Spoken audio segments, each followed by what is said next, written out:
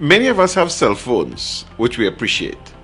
If we forget it home, we will turn and pick it up before reaching our destination. We keep it close at hand and we will hardly be seen without it. But for most of us, it's not our first phone. Over time, we have traded in our phones for newer, upgraded models. I have a laptop that I spend most of my waking hours on. I really appreciate all that we accomplished together, but it's not my first laptop. Over time, I've disposed of a couple devices in favor of newer models. Several of them were still functioning when they were replaced. It's also the same with my car. 33 years ago, I married a young lady.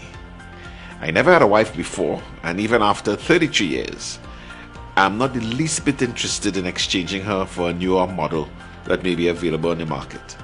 The difference is that she's not an item that exists for my pleasure and convenience. She's my life companion. And too often men view women as simply an object that exists for their pleasure and convenience. They use, abuse, and then refuse. Within many cultures, over the centuries, women are seen and treated as second-class citizens, even as property. Some women even believe that their self-worth and value is rooted in the extent to which they could give men pleasure. And they literally sell themselves as such. Industries have been built on that ideology. That was never God's intent. God said, "Let us make man in our image and likeness, and let them have dominion." Man there did not refer exclusively to the male species, but rather to the human race.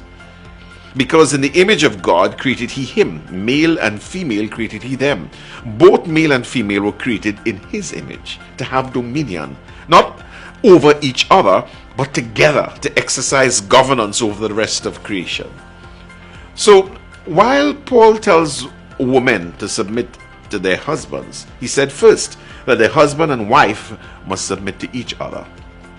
While Paul tells women that they must honor their husbands, Peter says that husbands must deal with their wives with understanding and honor them as joint heirs. While Paul taught that the man is the head of the woman, he also taught how that headship should be exercised. Christ's headship of the church should be his example. Christ loved the church so much that he gave himself. He sacrificed himself totally. He gave all he was and had for it. And this is the love a husband is to have for his wife. Christ brought the church to his feet by his great care, not by threats, no fear, no intimidation, or any such thing. And so too husbands should conduct themselves towards their wives with a sacrificial, sanctifying love that cherishes and nourishes even as we do ourselves, not as an object of self-gratification. And that's how men ought not to look at women, as objects for self-gratification.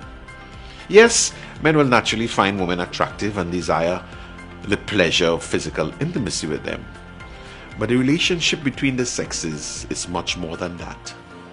As someone once said, which has been repeated several times, we must not love things and use people, but we must use things and love people. In short, our relationships between the sexes and with anyone must be characterized by mutual love and respect.